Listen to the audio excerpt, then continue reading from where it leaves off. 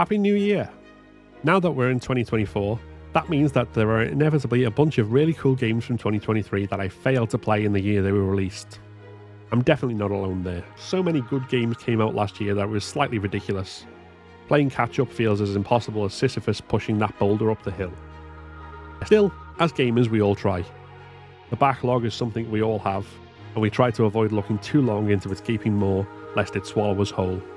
But of all the games I didn't get to play, or in some cases did get to play but didn't get to finish, here are the ones that stuck out. The ones I will rescue from the purgatory of the backlog and add to the list of games I've beaten. Dead Space Remake. I've never played a Dead Space game. I know. As a horror fan, that's as huge an omission as if I'd never played Silent Hill 2. Oops. But I got Dead Space Remake for my birthday for the PlayStation 5, and the original Dead Space is on Game Pass as well, so I've got no excuse to play both. The big question, I guess, is which to play first. Do I just dive into the remake and risk the original feeling clunky and dated by comparison, or do I do the original first for a better comparison? Do I play them back to back, or do I let each of them have time to breathe before diving into the other? Answers in the comments, please. Amnesia the Bunker. I played a couple of hours of Amnesia the Bunker, and only time and life getting in the way stopped me from finishing it. Just from those initial moments, I can see why so many people are enthralled with it. The atmosphere is superb, and the unique take on survival horror combined with a monster-stalked escape room is great, especially in that already horrific World War I setting. Not to mention that everything I've seen the developers so eagerly add in when it comes to new difficulty modifiers and customization to add to the replay value, and the idea of no two runs through the bunker ever being entirely the same speaks to the incredible dedication they have to their creation. I'll absolutely be revisiting the bunker, and hopefully escaping, because I already know this one will be great. Sonic Frontiers, The Final Horizon. Sonic Frontiers was on last year's backlog list, and I went on not only to beat it but to platinum it, so it can be done. It also won me over in a way that no other 3D Sonic has been able to do. Despite me not being that enamoured of 3D Sonic and hugely skeptical of the idea of open world Sonic, it was a huge amount of fun, and so, as soon as time allows, I'll have no hesitation in diving back for the free final chapter that Sega have added for us.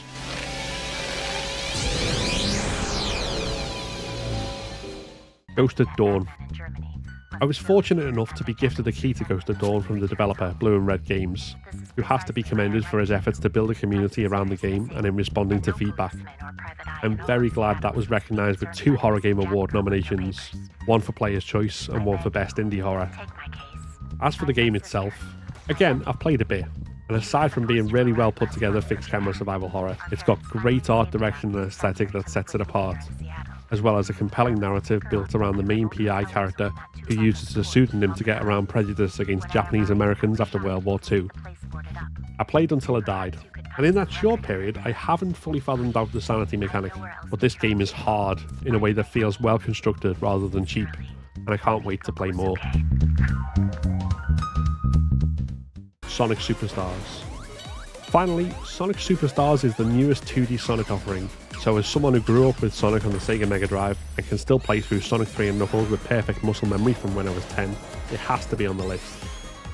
Modern 2D Sonic is a mixed bag, from the highs of Sonic Mania to the lows of the 2 parts of Sonic 4, although I did still enjoy them, with the 2D sections of Sonic Generations somewhere in between. But this appears to have the classic 2D Sonic physics, like Mania, so there's potential there. Whether it's great or falls short, I have to find out for myself.